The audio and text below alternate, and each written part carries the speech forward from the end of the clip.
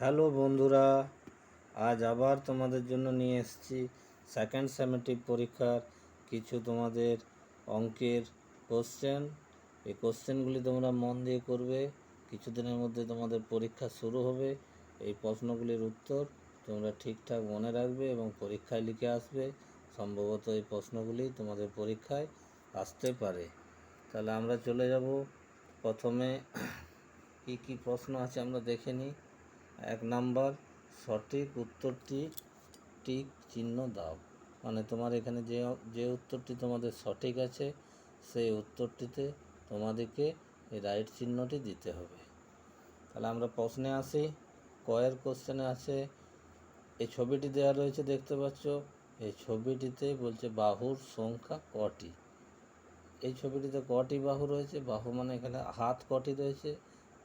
1, 2, 3, 4, 5, 6।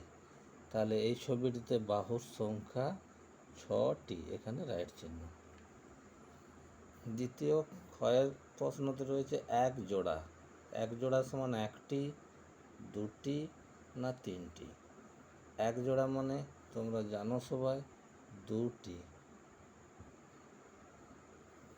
গয়ের প্রশ্নতে দেখো কি লেখা রয়েছে, 1 টাকা।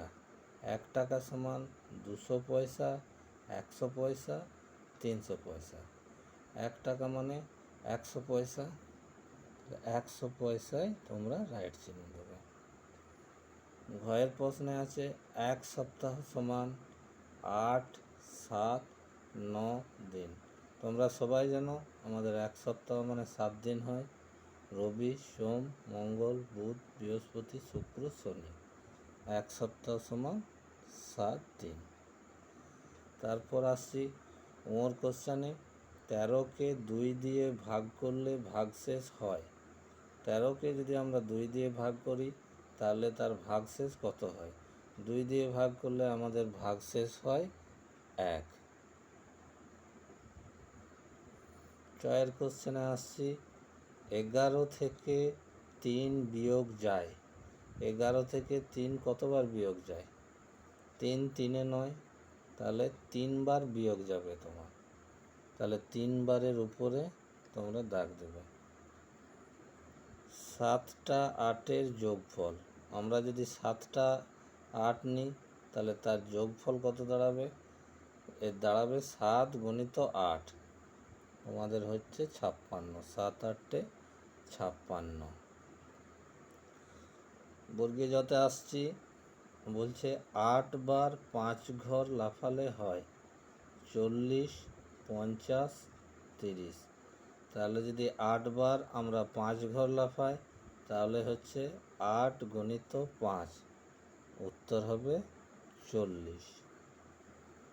6 জোড়া কোলা হলো 10টি, 11টি, 12টি। তোমরা জানো এক জোড়া কোলা সমান 2টি, এক জোড়ায় 2টি কোলা হয়। তাহলে 6 জোড়া মানে 6 গুণিত 2, তাহলে উত্তর হবে এখানে 12টি। শেষ কোশ্চেনে আসছি। এখানে লেখা আছে কটি 10 টাকার নোটে 100 টাকা হয়। কটি 10 টাকার নোট দিলে তোমার 100 টাকা হয়?